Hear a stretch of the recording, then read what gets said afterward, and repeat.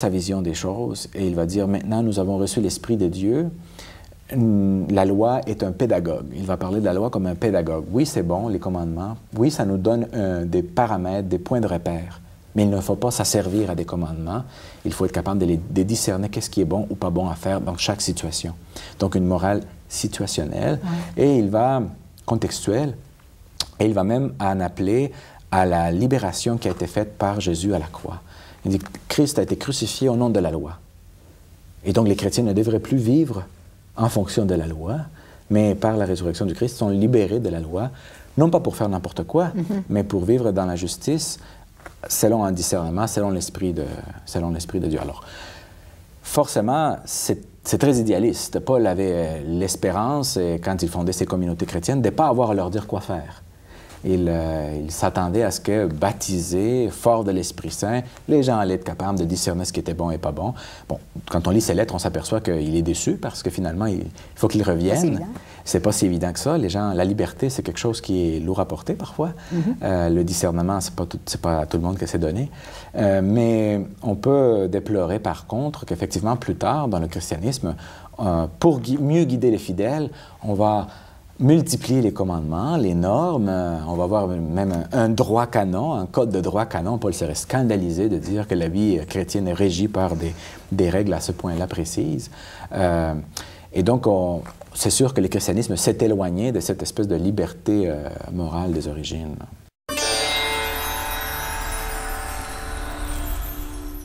Monsieur Félicès, parlez-nous des christianismes actuels, le catholicisme, le christianisme orthodoxe et le protestantisme. Alors, si on pouvait commencer par le catholicisme, la plupart des Québécois et des Québécoises de langue française avons été exposés au catholicisme. D'où vient l'Église catholique? Est-ce que c'est l'Église fondée par Jésus? On se souvient, j'ai dit, Jésus n'a pas fondé de nouvelle religion, donc ce serait faux aussi de lui attribuer la fondation de l'Église catholique. Bien sûr, l'Église catholique romaine va prétendre s'enraciner dans la prédication de Jésus et va proclamer Jésus comme le fondateur. Mais c'est le sens inverse, dans le fond. C'est l'Église qui trouve son fondement en Jésus et non pas Jésus qui fonde l'Église. Le mot catholique veut dire universel. Donc, cela traduit la prétention de cette Église-là à être l'Église universelle, l'Église de Jésus pour tout le monde, là. Donc, c'est une prétention qui est née aussi avec l'apogée de l'Église de Rome. Les premiers chrétiens s'organisaient en églises locales. Pendant les premiers siècles de l'ère chrétienne, il n'y avait pas une hiérarchie toute structurée verticale comme on peut la voir aujourd'hui. Chaque église, l'église d'Alexandrie en Égypte, l'église de Jérusalem, l'église d'Antioche en Syrie, l'église de Rome, chaque église était autonome et il ne répondait pas à quelqu'un, il n'y avait pas une organisation centrale. Finalement, l'église de Rome, à cause que Paul et Pierre, Saint Paul et Saint Pierre vont être morts martyrs, et comme elle était un peu plus loin, plus en Occident qu'en Orient, où est né le christianisme, elle va devenir un peu une église médiatrice, en quelque sorte, entre les disputes entre les autres églises. Et à cause du martyre de Paul et de Pierre à Rome, et à cause aussi politiquement que c'est la capitale de l'Empire romain, elle va aspirer de plus en plus à à une position de surveillance ou d'autorité administrative vis-à-vis des autres églises. Et donc, elle va souhaiter que son autorité soit reconnue par les autres églises. Et ce qui va faire en sorte que l'Église catholique va devenir, en fait, l'Église de Rome va prendre une importance pour les latins, pour l'Église occidentale, et va organiser la foi des chrétiens d'une façon différente que celle des chrétiens d'Orient. Et donc, on va voir la division éventuellement entre catholiques romains et orthodoxes d'Orient. Et qu'est-ce qui distingue les chrétiens catholiques des chrétiens d'autres confessions? De prime abord, c'est sûr, il y a une structure hiérarchique plus verticale. Donc, non seulement il y a la triade des diacres, des prêtres et des évêques, mais ensuite, les évêques doivent répondre à l'évêque de Rome. Et donc, on a une structure plus centralisée L'Église catholique, d'ailleurs, elle est au singulier, tandis qu'on parle des églises protestantes et des églises orthodoxes. Donc, l'Église catholique est plus centralisée, fonctionne davantage comme une institution organique. Elle a une structure donc épiscopale, monarchique. Elle privilégie aussi, dans les choses qui la caractérisent, elle privilégie non seulement la Bible comme source de la révélation, mais aussi la tradition. Donc, elle reçoit, l'Église catholique romaine, la Bible telle que lue par la tradition des pères de l'Église. C'est une Église, donc, qui tient beaucoup à la continuité entre l'héritage juif, celui des premiers chrétiens, et ensuite celui des pères de l'Église qui ont réinterprété avec les catégories philosophiques grecques l'héritage judéo-chrétien. Elle pense donc qu'il faut adhérer non seulement à tel texte ou à tel autre texte, mais à l'ensemble de la tradition dont les dirigeants, dont les évêques et le pape se font les garants, ce qu'on appelle le magistère romain. Donc, ça, c'est caractéristique de l'Église catholique romaine. Autre chose aussi, elle est très impliquée socialement. Elle a une prise de parole, une prise d'action sur les enjeux sociaux, politiques dans le monde, que ça peut plaire ou ça peut déplaire. Parfois, on peut la trouver comme qu'elle s'ingère dans les affaires du monde, ou parfois on peut louer le fait qu'elle se prononce pour la justice ou pour telle cause en particulier. Mais c'est une Église, donc, qui veut intervenir dans les affaires du monde sans avoir nécessairement, des privilèges politiques. Mais c'est une question de pertinence sociale. Elle réagit aussi à la modernité avec un esprit critique, ce qui veut dire que, à la fois, on peut l'apercevoir comme étant réactionnaire, c'est-à-dire qu'elle prend la modernité avec recul, mais en même temps, elle se fait la gardienne de l'expérience humaine pour pas que ça passe d'une mode à l'autre, là, et que finalement, les gens ne se perdent en quelque sorte. Donc, une fois de plus, ça dépend du point de vue qu'on adopte. Donc, ça peut être vu positivement ou négativement, mais elle a une position critique vis-à-vis de la modernité. Autre caractéristique, elle a développé aussi une piété mariale, c'est-à-dire que une dévotion envers les saints. Les personnes donc, qui ont mené des vies exemplaires, les saints sont vénérés dans l'Église catholique. Et nous avons aussi, comme je dis, le culte de la mère de Jésus, de Marie, qui est développé dans l'Église catholique romaine. Une exaltation de l'Eucharistie.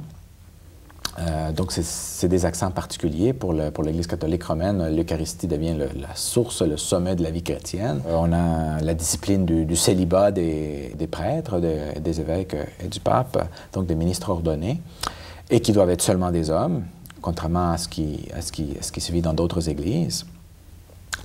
Et bon, aussi des positions claires en matière, je ne sais pas moi, de contraception, d'euthanasie, d'avortement. Ça fait partie des couleurs propres à l'Église catholique romaine.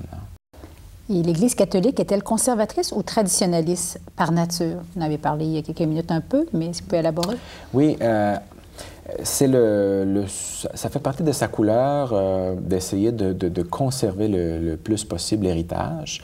Ça peut devenir très lourd, parce que 2000 ans de valise, c'est lourd à traîner. Oui. Et on voit ça, d'ailleurs, dans chaque nouveau document qui sort du Vatican.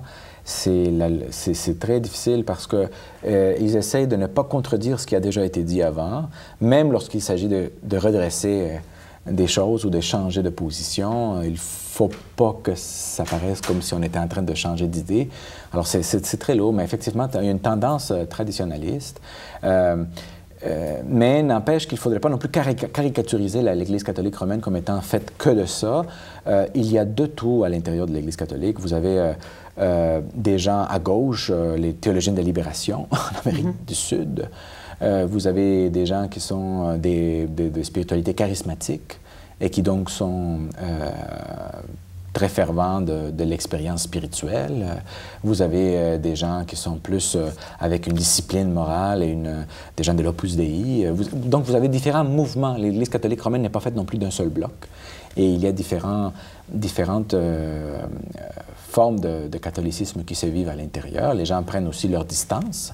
C'est pas parce qu'il y a des positions officielles que nécessairement tous les catholiques partagent les positions officielles du magistère. Et les traditions catholiques sont-elles toujours anciennes?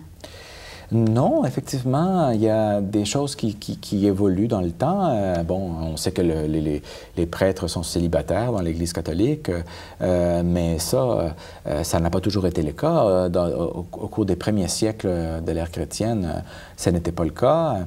Le rite de la messe a changé aussi, il s'est adapté au cours du temps. La piété mariale s'est développée, elle n'était pas aussi intense au début du christianisme, au début du catholicisme.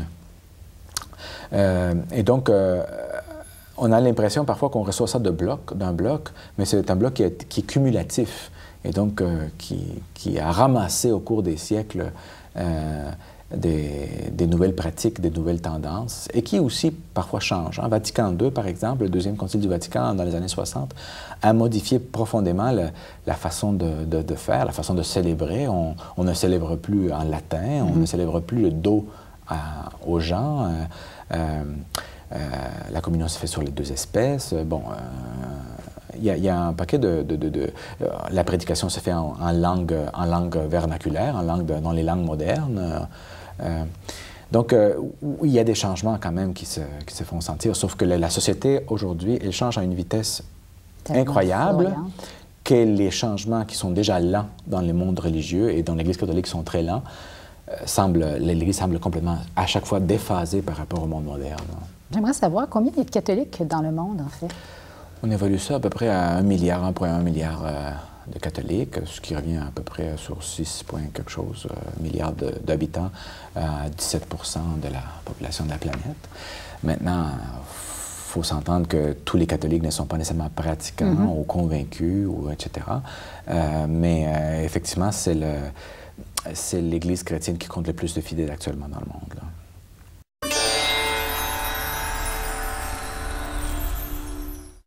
D'où viennent les chrétiens orthodoxes aujourd'hui? Depuis quand et pourquoi font-ils route à part des catholiques? Les chrétiens orthodoxes viennent, dans le fond, des églises d'Orient. Le christianisme est né en Orient, et c'est seulement après qu'il a migré vers l'Occident. Donc, les orthodoxes appellent les catholiques romains les latins, finalement. Et quand on dit orthodoxe, le mot orthodoxe veut dire opinion droite, de sorte que les orthodoxes se considèrent, dans le fond, comme ceux qui ont préservé de la façon la plus authentique le christianisme primitif. Donc, ils présentent un visage, en fait, antérieur, en quelque sorte, à ce qu'est devenue l'Église catholique romaine. Ce sont des églises au pluriel, autocéphales, qu'on dit. Donc, chaque église est autonome, même si le patriarcat de Constantinople, donc l'actuel Istanbul, a une préséance honorifique auprès des autres. Et donc, ils traduisent, comme je disais tout à l'heure, ils traduisent l'état de l'Église avant la centralisation du pouvoir à Rome. Et c'est en réaction à la volonté romaine de centraliser l'autorité chrétienne que les églises orthodoxes se sont séparées, ou que les catholiques, parce que c'était mutuel, ont fait route à part des orthodoxes. Les orthodoxes ont voulu conserver donc l'autonomie des églises locales, des patriarcats, entre autres. Ils étaient prêts à reconnaître à Rome une préséance honorifique, comme à Constantinople, mais pas un droit de regard ou une autorité administrative.